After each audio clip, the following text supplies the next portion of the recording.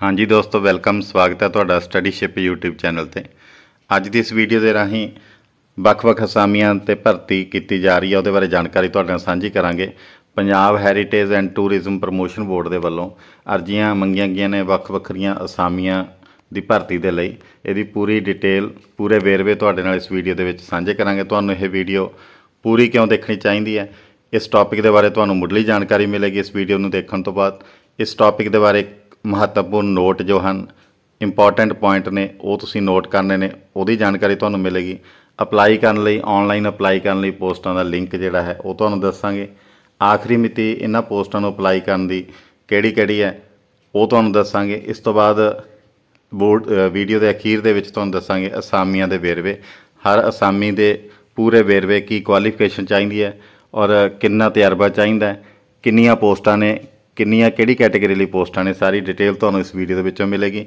ਜੇਕਰ ਤੁਸੀਂ 8th 10th +2 BA BSc ITI diploma BTech ਕੀਤੀ ਹੈ ਜਾਂ ਤੁਹਾਡੇ ਕੋਈ ਰਿਲੇਟਿਵ ਕੋਈ ਫਰੈਂਡ ਸਰਕਲ ਦੇ ਵਿੱਚੋਂ ਕਰ ਰਿਹਾ, ਤੁਹਾਡਾ ਕੋਈ ਦੋਸਤ ਮਿੱਤਰ ਕਰ ਰਿਹਾ ਜਾਂ ਉਹਨਾਂ ਦੀ ਕੁਆਲੀਫਿਕੇਸ਼ਨ ਪੂਰੀ ਹੈ, ਤਾਂ ਤੁਸੀਂ ਉਹਨਾਂ ਨੂੰ ਦੱਸ ਸਕਦੇ ਹੋ ਇਹਨਾਂ ਪੋਸਟਾਂ ਬਾਰੇ, ਤਾਂ ਕਿ ਉਹ ਇਹਨਾਂ ਪੋਸਟਾਂ 'ਤੇ ਅਪਲਾਈ ਕਰ ਸਕਣ ਔਰ ਜੋਬ ਉਹਨਾਂ ਨੂੰ ਮਿਲ ਸਕੇ। ਸੋ ਉਹਨਾਂ ਦੀ ਹੈਲਪ ਕਰਨਾ ਤੁਹਾਡੀ ਫਰਜ਼ ਬਣਦਾ। ਸੋ ਪੂਰੀ ਵੀਡੀਓ ਬਿਨਾਂ ਸਕਿਪ ਕੀਤਿਆਂ ਦੇਖਣਾ ਤਾਂ ਕਿ ਤੁਹਾਨੂੰ ਪੂਰੀ ਜਾਣਕਾਰੀ ਮਿਲੇ। Stay connected, stay updated. ਇਸ ਚੈਨਲ ਦੇ ਨਾਲ ਜੁੜੇ ਰਹੋ ਔਰ ਅਪਡੇਟ ਜਾਣਕਾਰੀ ਜੌਬਸ ਔਰ ਸਟੱਡੀ ਰਿਲੇਟਡ ਤੁਹਾਨੂੰ ਮਿਲਦੀ ਰਹੇਗੀ। ਮੁੱਢਲੀ ਜਾਣਕਾਰੀ ਵਿੱਚ ਤੁਹਾਨੂੰ ਦੱਸ ਦਈਏ ਕਿ Punjab heritage and tourism promotion board ਦੁਆਰਾ ਸੈਰ ਸਪਾਟਾ ਅਤੇ ਸੱਭਿਆਚਾਰਕ ਮਾਮਲੇ ਵਿਭਾਗ ਪੰਜਾਬ ਸਰਕਾਰ ਦੁਆਰਾ ਸਮੇਂ-ਸਮੇਂ 'ਤੇ ਘੋਸ਼ਿਤ ਕੀਤੀ ਗਈ ਘੱਟੋ ਘੱਟ ਉਜਰਤ ਅਨੁਸਾਰ ਠੇਕਾ ਆਧਾਰਿਤ ਅਸਾਮੀਆਂ ਤੇ ਭਰਤੀ ਲਈ ਯੋਗ ਉਮੀਦਵਾਰਾਂ ਤੋਂ ऑनलाइन ਅਰਜ਼ੀਆਂ ਦੀ ਮੰਗ ਕੀਤੀ ਗਈ ਹੈ। ਜਿਹੜੀ ਘੱਟੋ ਘੱਟ ਤਨਖਾਹ ਤੇ ਠੇਕਾ ਆਧਾਰਿਤ ਅਸਾਮੀਆਂ ਦੀ ਜਿਹੜੀ ਭਰਤੀ ਹੈ ਉਹ ਕੀਤੀ ਜਾ ਰਹੀ ਹੈ।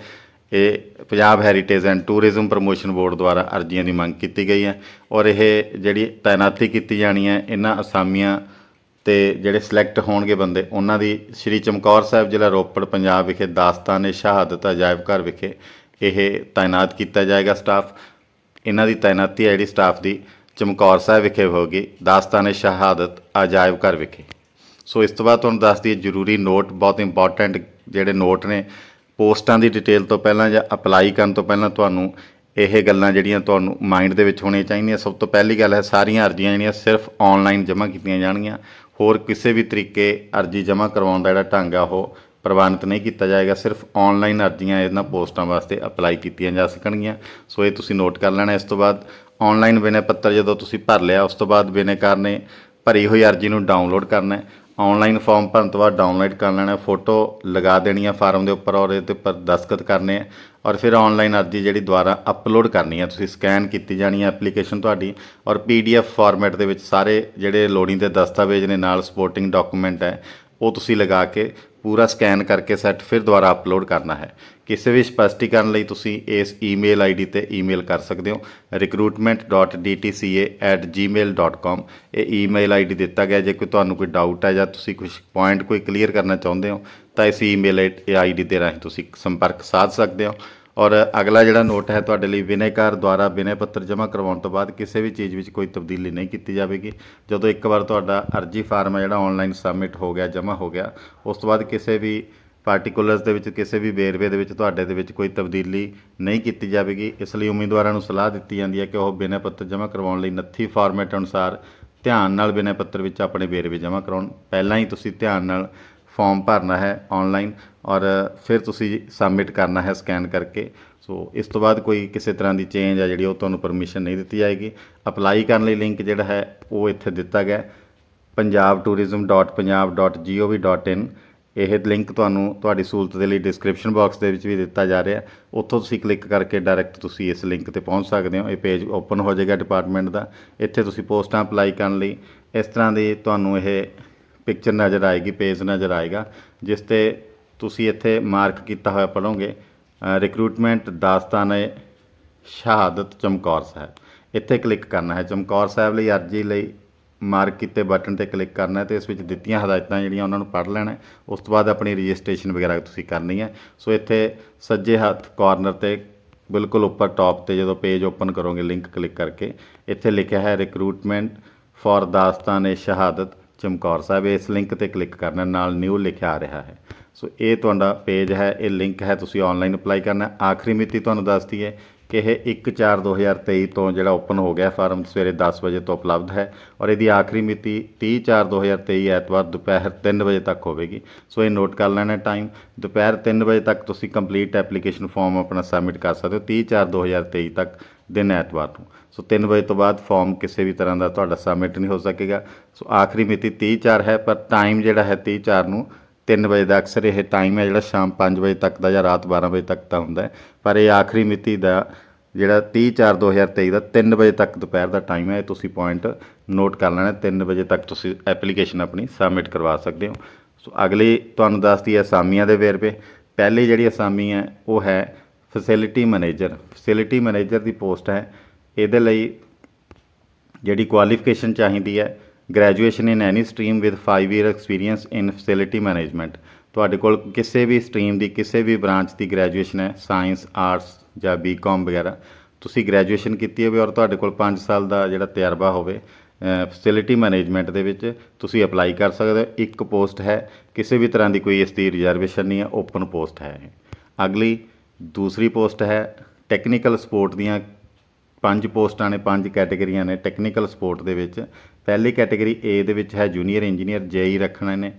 उहदे लई degree in electrical engineering with 2 years experience, 2 साल का तजर्बा और B.Tech तुहाडी इलैक्ट्रीकल की होनी चाहिए है, जां diploma in electrical engineering electronics audio visual engineering with 5 years experience. जे तुहाडे कोल इलैक्ट्रीकल का डिप्लोमा 5 साल का तजर्बा है, जां इलैक्ट्रॉनिक्स ऑडियो विजुअल का डिप्लोमा है नाल 5 साल का तजर्बा है, तां भी तुसीं अप्लाई कर सकते हो JE लई।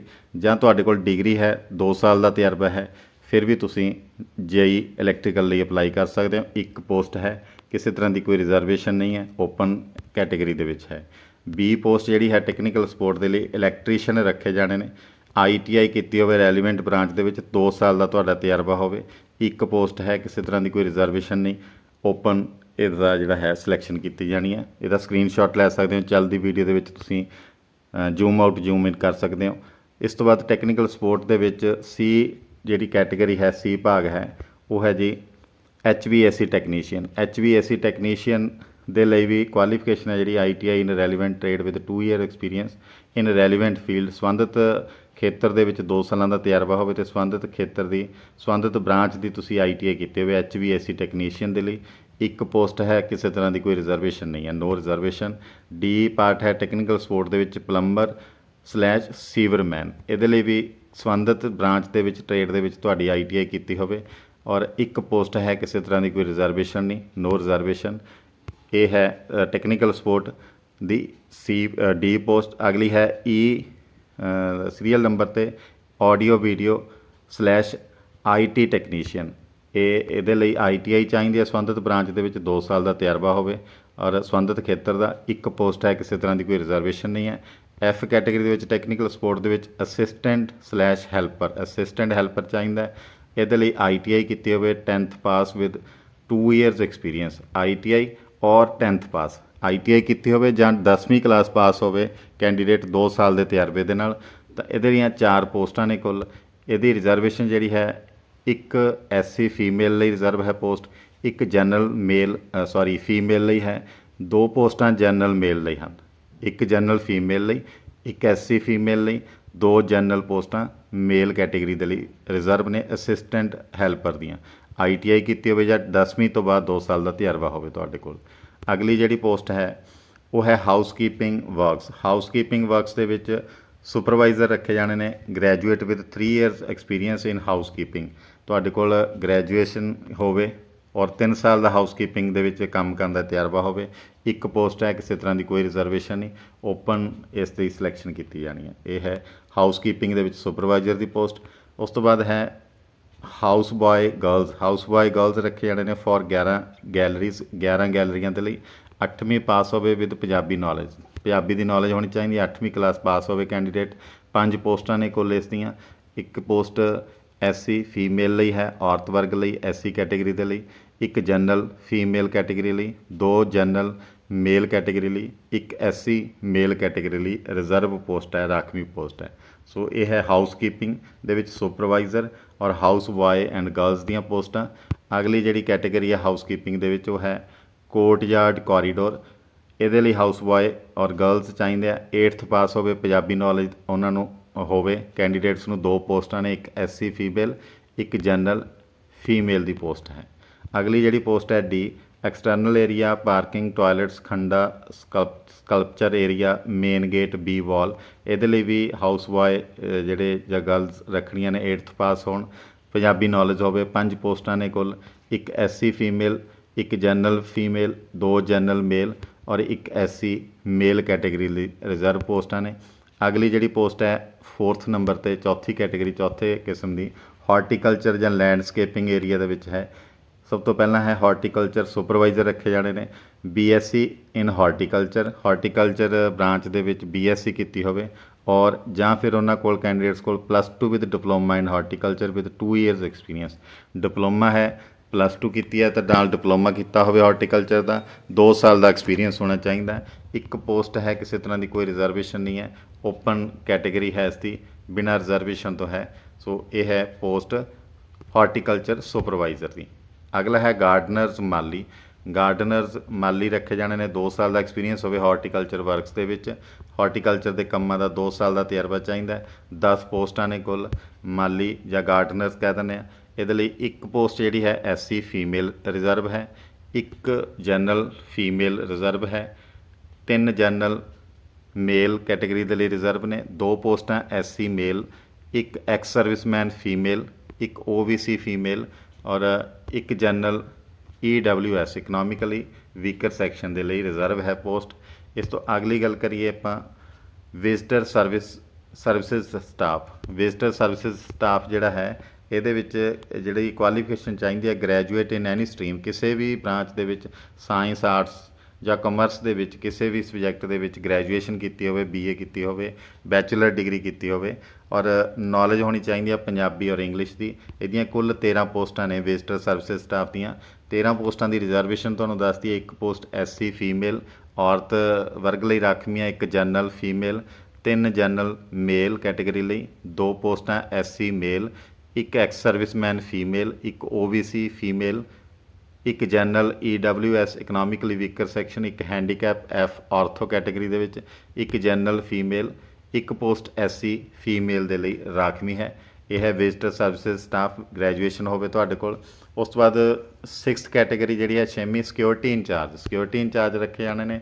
ਇੱਕ ਪੋਸਟ ਹੈ, ਕਿਸੇ ਤਰ੍ਹਾਂ ਦੀ ਕੋਈ ਰਿਜ਼ਰਵੇਸ਼ਨ ਨਹੀਂ, ਓਪਨ ਹੈ। ਇਹਦੇ ਲਈ ਜਿਹੜੀ ਲੋੜੀਂਦੀ ਕੁਆਲੀਫਿਕੇਸ਼ਨ ਔਰ ਤਜਰਬਾ ਹੈ, ਗ੍ਰੈਜੂਏਸ਼ਨ ਹੋਣੀ ਚਾਹੀਦੀ ਹੈ with 5 year experience in relevant field. ਸੰਬੰਧਿਤ ਖੇਤਰ ਦੇ ਵਿੱਚ ਸਿਕਿਉਰਿਟੀ ਦੇ ਖੇਤਰ ਦੇ ਵਿੱਚ ਸਿਕਿਉਰਿਟੀ ਦੀ ਡਿਊਟੀ ਕੀਤੀ ਹੋਵੇ, ਗ੍ਰੈਜੂਏਸ਼ਨ ਹੋਵੇ ਔਰ 5 ਸਾਲ ਦਾ ਤਜਰਬਾ ਹੋਵੇ। ਔਰ ਇੱਥੇ ਸਪੈਸ਼ਲੀ ਨੋਟ ਲਿਖਿਆ ਹੈ retired ex serviceman in the rank of subedar and above will be preferred. ਜੋ ਕੋਈ ਵੀ ਐਕਸ ਸਰਵਿਸਮੈਨ ਜਿਹੜੇ ਹੈਗੇ ਨੇ ਉਹ ਜਾ ਸਕਦੇ ਆ, ਸਾਬਕਾ ਫੌਜੀ ਜਿਹੜੇ ਸੂਬੇਦਾਰ ਦੀ ਪੋਸਟ ਦੇ ਇਕੁਇਲੈਂਟ ਰੈਂਕ ਦੇ ਇਕੁਇਲੈਂਟ ਹੋਣ, ਬਰਾਬਰ ਹੋਣ, ਸੂਬੇਦਾਰ ਰਿਟਾਇਰਡ ਹੋਏ ਹੋਣ ਜਾਂ ਇਸ ਤੋਂ ਉੱਪਰ ਦੀ ਪੋਸਟ ਤੋਂ ਰਿਟਾਇਰ ਹੋਏ ਹੋਣ, ਉਹਨਾਂ ਨੂੰ ਜਿਹੜੀ ਪਹਿਲ ਹੈ ਇਸ ਪੋਸਟ ਦੇ ਲਈ ਦਿੱਤੀ ਜਾਏਗੀ। ਲਾਸਟ ਜਿਹੜੀ ਕੈਟੇਗਰੀ ਹੈ ਟਿਕਟਿੰਗ ਸਟਾਫ, ਇਸ ਦੇ ਲਈ ਟਿਕਟਿੰਗ ਸਟਾਫ ਰੱਖਿਆ ਜਾਣਾ। 2 ਪੋਸਟਾਂ ਨੇ, ਇੱਕ SC ਫੀਮੇਲ ਔਰ ਦੂਸਰਾ ਹੈ ਇੱਕ ਜਨਰਲ ਫੀਮੇਲ। ਇੱਕ SC ਫੀਮੇਲ, ਇੱਕ ਜਨਰਲ ਕੈਟੇਗਰੀ ਦੇ ਲਈ ਫੀਮੇਲ ਰਿਜ਼ਰਵ ਜਿਹੜੀਆਂ ਪੋਸਟਾਂ ਨੇ 2। ਇਹਦੇ ਲਈ ਜਿਹੜੀ ਤੁਹਾਨੂੰ ਕੁਆਲੀਫਿਕੇਸ਼ਨ ਜਾਂ ਤਜਰਬਾ ਚਾਹੀਦਾ graduate with certified course in computer applications. ਤੁਸੀਂ ਗ੍ਰੈਜੂਏਟ ਹੋਣੇ ਚਾਹੀਦੇ ਹੋ, BA ਲੈਵਲ ਦੀ ਤੁਹਾਡੀ ਡਿਗਰੀ ਹੋਣੀ ਚਾਹੀਦੀ ਹੈ, ਬੈਚਲਰ ਡਿਗਰੀ ਦੀ ਨਾਲ ਤੁਹਾਡੇ ਕੋਲ ਸਰਟੀਫਿਕੇਟ ਕੋਰਸ ਹੋਵੇ ਕੰਪਿਊਟਰ ਐਪਲੀਕੇਸ਼ਨਸ ਦਾ, ਜਾਂ ਫਿਰ ਤੁਹਾਡੇ ਕੋਲ ਡਿਪਲੋਮਾ ਹੋਵੇ, ਡਿਪਲੋਮਾ ਇਨ ਕੰਪਿਊਟਰ ਐਪਲੀਕੇਸ਼ਨਸ। ਇੱਥੇ ਲਿਖਿਆ ਹੈ ਡਿਪਲੋਮਾ ਇਨ ਕੰਪਿਊਟਰ ਐਪਲੀਕੇਸ਼ਨਸ। ਇਹਦੇ ਲਈ 2 ਪੋਸਟਾਂ ਨੇ। ਰਿਜ਼ਰਵੇਸ਼ਨ ਤੁਹਾਨੂੰ ਦੱਸਦੀ ਹੈ, ਇੱਕ ਜਨਰਲ ਫੀਮੇਲ, ਇੱਕ ਜਨਰਲ ਇੱਕ SC ਫੀਮੇਲ। ਦੋਨੋਂ ਫੀਮੇਲ ਦੀਆਂ ਪੋਸਟਾਂ ਨੇ, ਇੱਕ SC ਲਈ, ਇੱਕ ਜਨਰਲ ਕੈਟੇਗਰੀ ਲਈ। ਸੋ ਇਹ ਹੈ ਇਹਨਾਂ ਸਾਰੀਆਂ ਅਸਾਮੀਆਂ ਦਾ ਵੇਰਵਾ। ਇਸ ਰੈਫਰੈਂਸ ਦੇ ਨਾਲ ਮੈਂ ਤੁਹਾਡੇ ਨਾਲ ਇਹ ਜਾਣਕਾਰੀ ਹੈ ਜਿਹੜੀ ਸਾਂਝੀ ਕਰ ਰਿਹਾ ਔਰ ਇਸ ਦੇ ਨਾਲ ਹੀ ਸਾਰਿਆਂ ਨੂੰ ਜਿਹੜੇ ਵੀ ਕੈਂਡੀਡੇਟ ਇਸ ਪੋਸਟਾਂ ਦੇ ਲਈ ਅਪਲਾਈ ਕਰਨਾ ਚਾਹੁੰਦੇ ਆ, ਗੁੱਡ ਲੱਕ, ਸ਼ੁਭ ਕਾਮਨਾਵਾਂ ਮੇਰੇ ਵੱਲੋਂ, ਬੈਸਟ ਆਫ ਲੱਕ। ਕੋਈ ਵੀ ਕਿਸੇ ਤਰ੍ਹਾਂ ਦਾ ਕੁਐਸਚਨ ਹੋਵੇ ਤੁਹਾਡਾ, ਤੁਸੀਂ ਕਮੈਂਟ ਬਾਕਸ ਦੇ ਵਿੱਚ ਕਮੈਂਟ ਕਰਕੇ ਪੁੱਛ ਸਕਦੇ ਹੋ। ਵੀਡੀਓ ਦੇ ਵਿੱਚ ਜਾਣਕਾਰੀ ਵਧੀਆ ਲੱਗੀ ਤਾਂ ਲਾਈਕ ਕਰੋ, ਆਪਣੇ ਸਾਥੀਆਂ ਦੇ ਨਾਲ, ਆਪਣੇ ਰਿਲੇਟਿਵਸ, ਫਰੈਂਡ ਸਰਕਲ ਦੇ ਵਿੱਚ ਸ਼ੇਅਰ ਕਰੋ ਤਾਂ ਕਿ ਕੋਈ ਵੀ ਜਿਹੜਾ ਜੋਬ ਲੱਭ ਰਿਹਾ ਆਦਮੀ ਹੈ, ਨੌਕਰੀ ਲੱਭ ਰਿਹਾ, ਉਹਨੂੰ ਹੈਲਪ ਹੋ ਸਕੇ, ਉਹਦੇ ਤੱਕ ਇਹ ਵੀਡੀਓ ਪਹੁੰਚੇ ਔਰ ਉਹ ਆਪਣੀ ਜੋਬ ਹੈ ਜਿਹੜੀ ਇੱਥੇ ਲੈ ਸਕੇ, ਜੇ ਕੋਈ ਕੁਆਲੀਫਾਈਡ, ਜੇ ਕੋਈ ਐਕਸਪੀਰੀਅੰਸ ਆਪਣਾ ਰੱਖਦਾ ਤਾਂ। ਸੋ ਮਿਲਦੇ ਹਾਂ ਅਗਲੀ ਵੀਡੀਓ ਦੇ ਵਿੱਚ ਕਿਸੇ ਨਵੀਂ ਜਾਣਕਾਰੀ ਦੇ ਨਾਲ। ਤਦ ਤੱਕ ਲਈ ਤੁਹਾਡਾ ਬਹੁਤ ਬਹੁਤ ਥੈਂਕ ਯੂ, ਗੁੱਡ ਲੱਕ।